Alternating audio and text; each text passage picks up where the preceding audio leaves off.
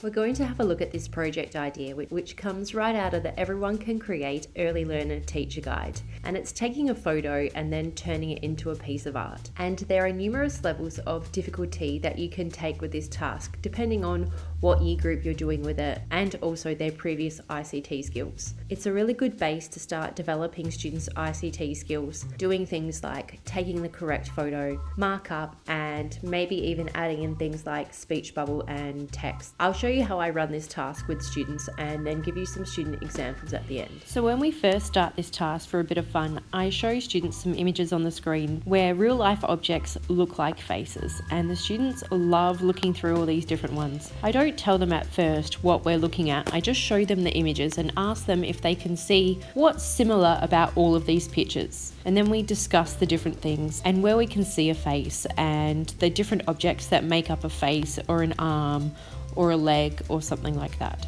The next step I do with students is to take some live photos of an object and get them to discuss as I take them why they are good or bad photos that we can use in our markup task. So I grab an ordinary object from around the room. My favourite one to use is a stapler.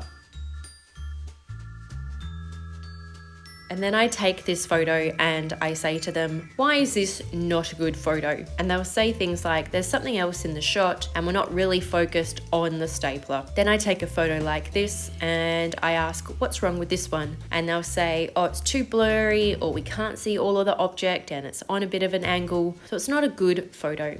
And then I take a photo like this and we discuss that it's a good photo and we could use this. And then I take it a little bit further and I say, what if we opened up the stapler and we made it look a little bit more dynamic? We don't have to keep our object exactly as it is. If it can move around, or if you've got your pencil case that you can unzip, or you can flip around your object to make it look more interesting, then it can help you make a really creative picture.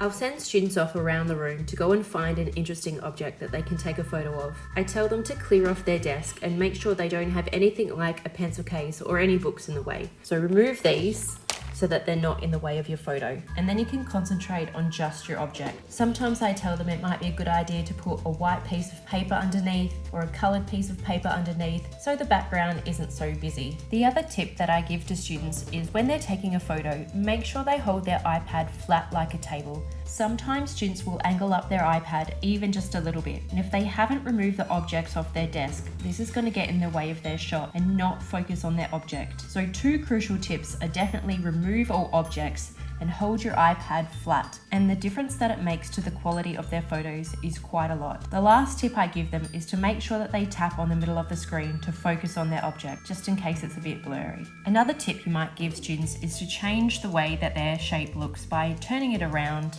a different angle, and they can take different photos and then just see which one they like better and how they can turn this into an interesting object. What we want students to do with this task is to find something around their classroom, a normal object like their pencil case or an eraser or a ruler or a hole puncher or anything. Take a photo of it and then bring it to life with a bit of personality. If students chose this pencil case as their object and they took a photo of it, what features on here could they already use, and how could they use markup to enhance this object to make it look like a person? If you want to do this task and you're worried students might not be able to take photos just yet, go around your classroom before and just take some photos of some normal objects, and then you airdrop the photos to them and they can choose the one that they'd like to mark up on. Now I'll do a live markup drawing for the students on the screen so they can see how they can add personality to an object. This is one that I normally like to demo for the students. It's quite fun and interesting, and they normally all laugh as I'm drawing this one on the screen. So I'll give you a quick demo of how I do this one. To access markup, I always teach the students to tap on edit, and then I tell them to tap on 3 dots instead of more, because if you say more, they're looking for the word that says more. Tap on the 3 dots inside the circle, and then tap on markup. And then all the different pens and colours should come up. Now, some students won't always have the markup update of the tools, so they don't always have a way to select multiple colours. So I'll try to keep to the preset colours as much as I can to show them what you can do, even if you have limited colours. We'll go through the different brushes and I'll give them an idea of what works best. The highlighter is probably not the best option for this one. I explain to them about the different brush thicknesses. And then I explain about the opacity. Tap on a colour and remind students that they need to see the colour on top of their pen before they can use it. So if they chose yellow and they accidentally flipped to the highlighter and started using it and wondered why it wasn't yellow, it's because yellow is not on top of that pen. And remind them they can undo if they want to, but it doesn't have to be a perfect picture, and this is why demoing to students is really good. And sometimes not a perfect picture has more personality and is more interesting than one you spend a long time trying to perfect. So let's have a look at the demo. Now I say, what kind of personality would this stapler have? What does a stapler do? And so I start by drawing in some sharp teeth. Now I overemphasize the teeth and make them look big and scary and sharp. It's a bit of a metaphor for a stapler and what it does. Then I put a bit of an eye in. And I explain to the students that an eyebrow can really change the way somebody feels, so their mood. So I draw an eyebrow in like this and I say, what kind of mood would that be? And they say, angry. And then we discuss things like happy and surprised and sad. And when they go away and make all their own pictures, you really see those eyebrows starting to come out in their pictures to show expression.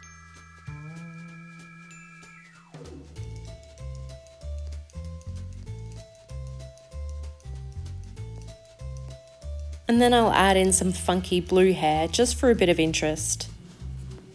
And then I stop here and I say, you know, it would be really good if we define this object a little bit better. So I grab black and I go over all the different areas that I've done.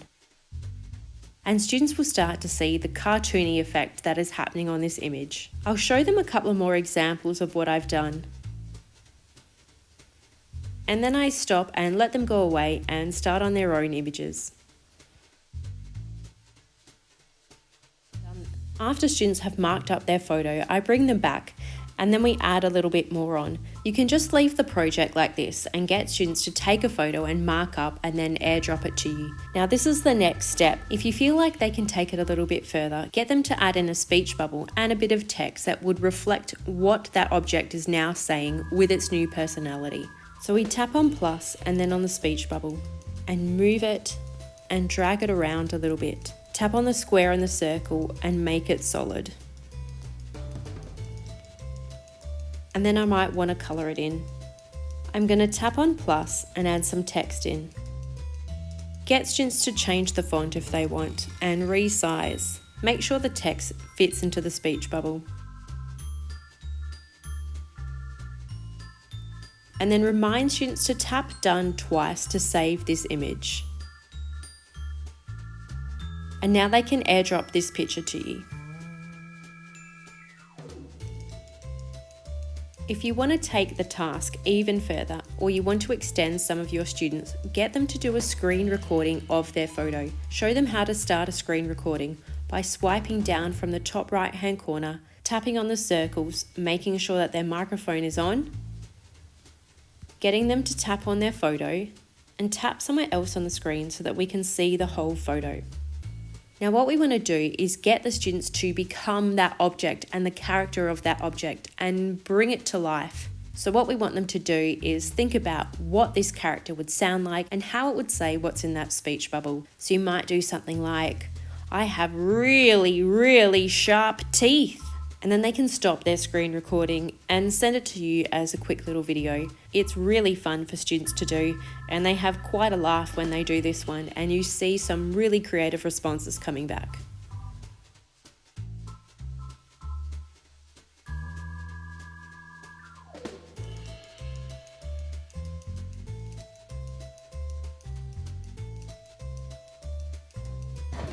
I'll eat you if you come any closer. Beware.